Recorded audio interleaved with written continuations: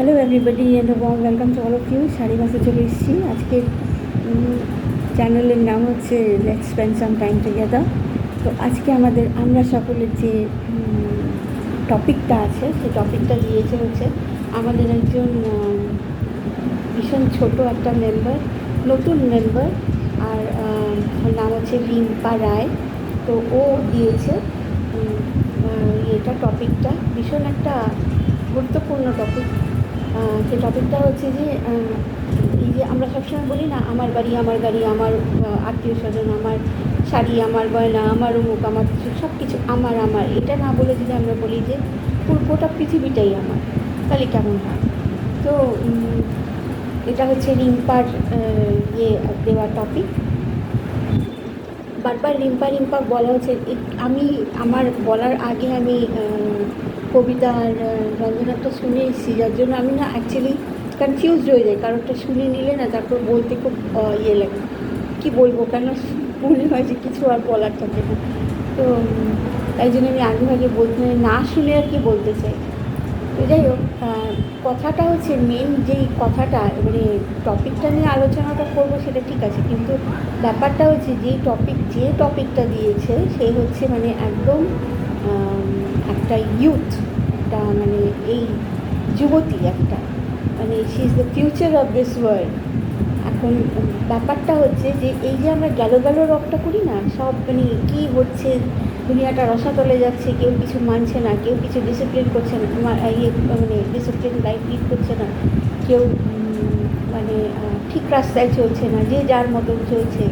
তো এই সমস্তগুলো একটা চিন্তা, কেননা আমাদের মানে কী বলে জেনজি, এরকম কি একটা আছে না, এরকম কি জেনজি বোধহয় আছে। তো তাদের কী হবে, ওদের আলটিমেটলি, আমার যেমন এখনই চিন্তা লাগে যে আমার নাতনি কী দেখবে, কী মানে আলটিমেটলি ওর কী হবে, এরকম একটা ভাব থাকে। কিন্তু উই আর টোটালি রং। এখন যা দেখতে পাচ্ছি, যা তাতে করে বেশ ইয়েরা মানে ইউথ কিন্তু ভীষণভাবে আমাদের থেকে বেশি কনসিয়াস হয়ে গেছে, খুব বেশি কনসিয়াস। আমরা যখন আমাদের ইয়েতে দেখি, এই যে আমরা যে বুদ্ধিজম ফলো করি, প্র্যাকটিস করি, যে বুদ্ধিজম প্র্যাকটিস করা, বারবার এই কথাটা আসছে, আমরা কিন্তু বুদ্ধিজম ফিলসফিটা স্টাডি করি।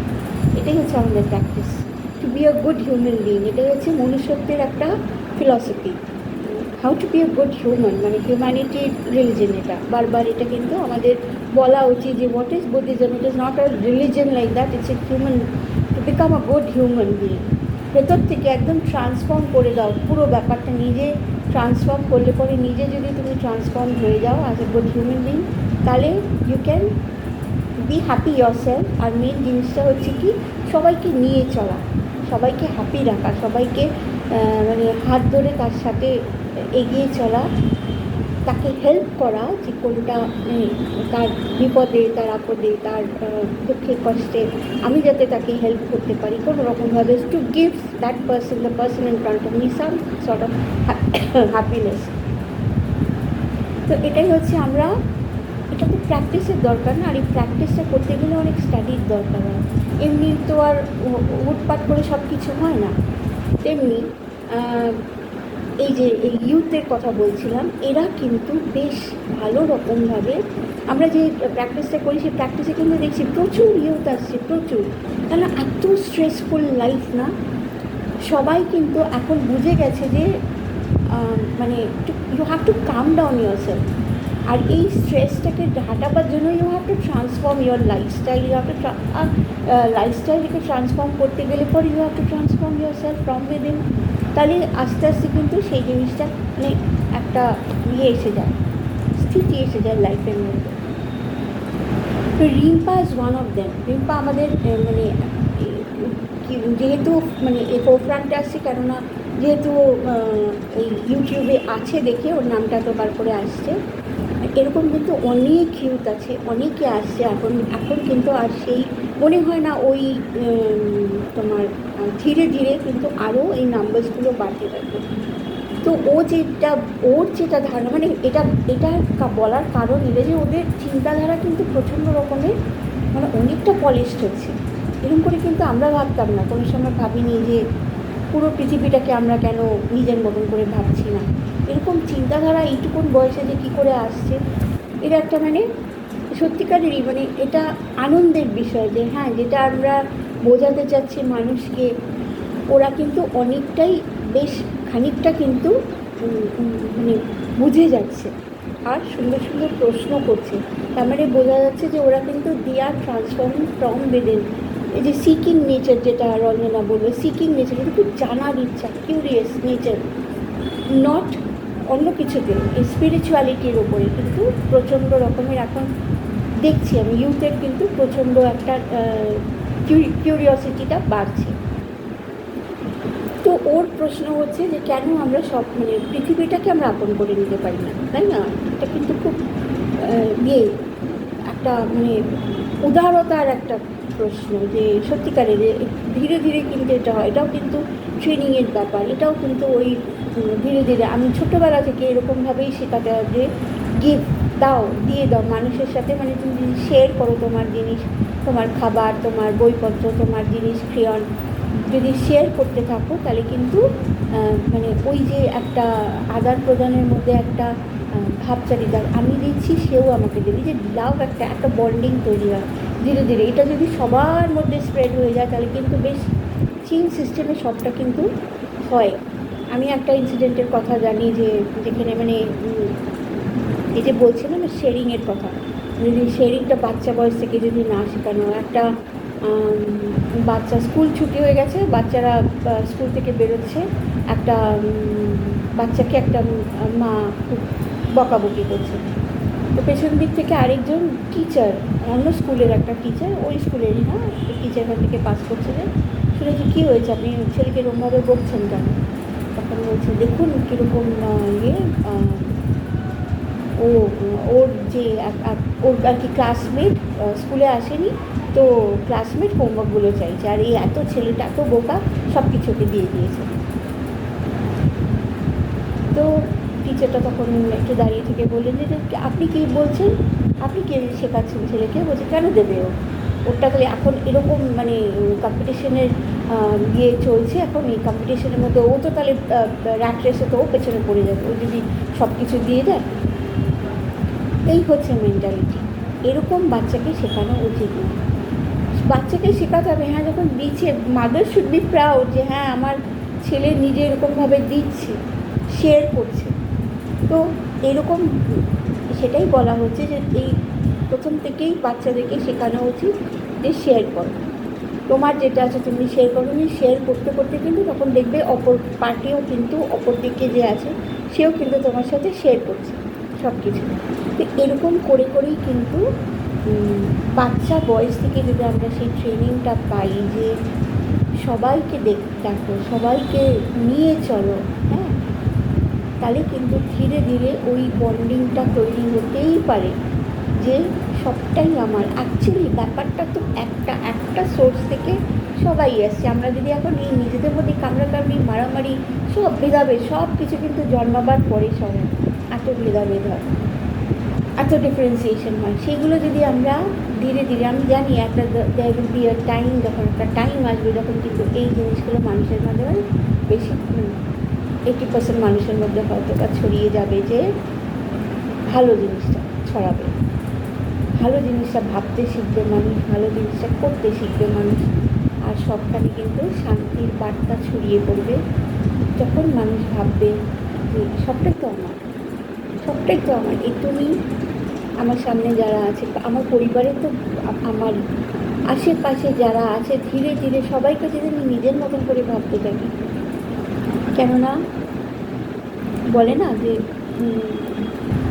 আমাদের বিবেকানন্দ কথা দিয়ে আছে না যে বলে দিবে প্রেম করে যেইজন সেইজন সে বিছে ঈশ্বর, সে বিছে ঈশ্বর বলতে, সে বিছে ঈশ্বর মানে তার মানে হচ্ছে আমার সামনে যে আছে, আশপাশে যারা আছে, সব কিছুর মধ্যে কিন্তু ঈশ্বর বাস করে, ভগবান আছে, ভগবান বাস করছে, আমার মধ্যেও আছে, সামনের পার্সেন্টার মধ্যেও আছে। তো why can't I look into that factor,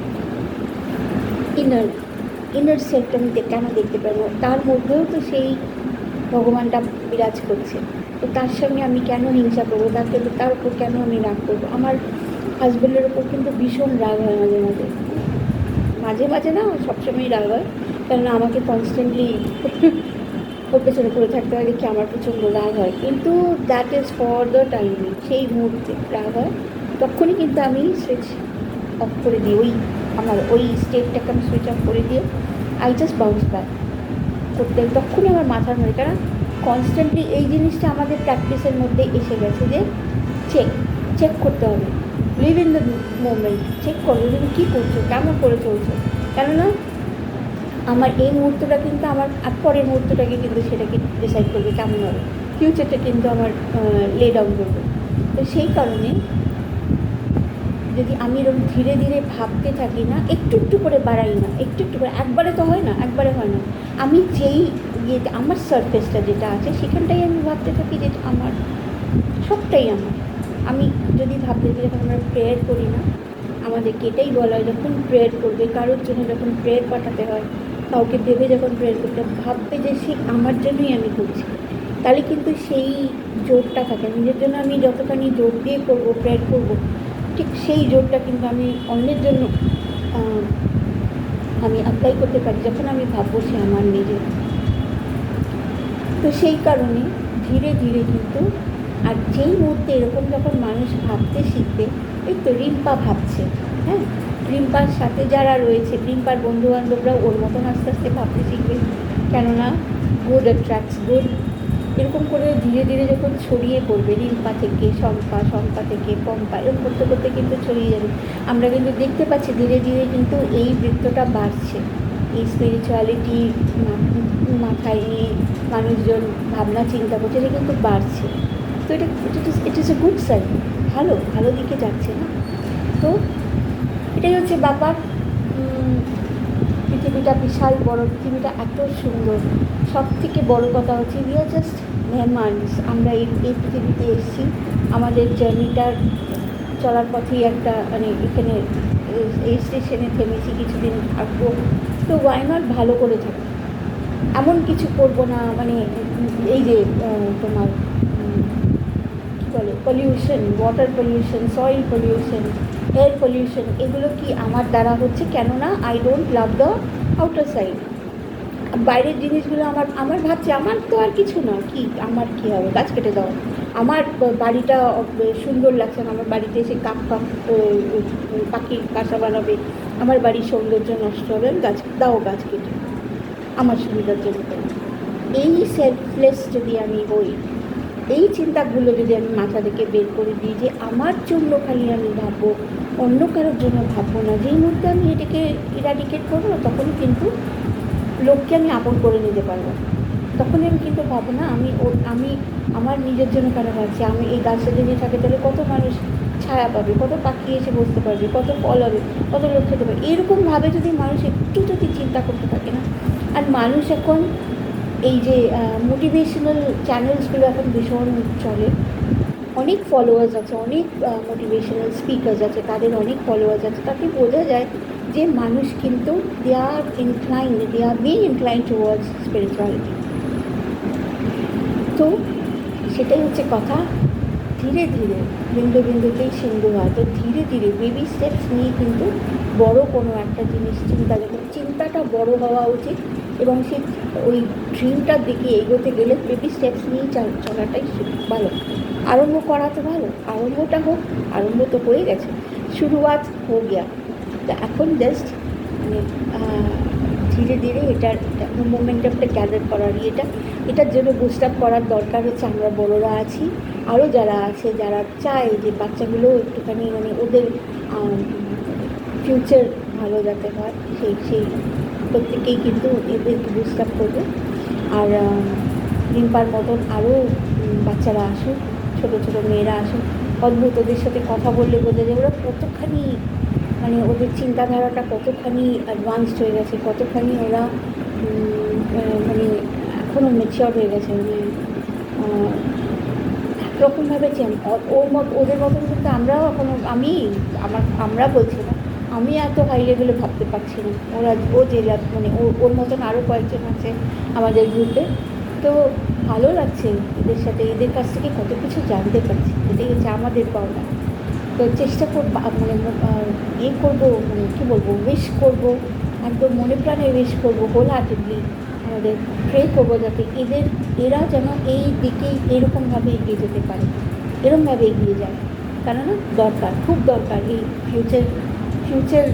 ফিউচারের জন্য, মানে ফিউচারের ওয়ার্ল্ডের জন্য। Future world needs this types of people. তো আরও যাতে এর মতন আসে সেটাই আমরা প্রে করবো। আজকে এই অবধি থাক, কী বললাম জানি না, বকর বকর করলাম। Thank you so much. Rimpa দেখিস, জানি না তোকে তোর ডিমান্ডটাকে সাসিয়েট করতে পারলাম কিনা। আজকে এই অবধি, বাই বাই।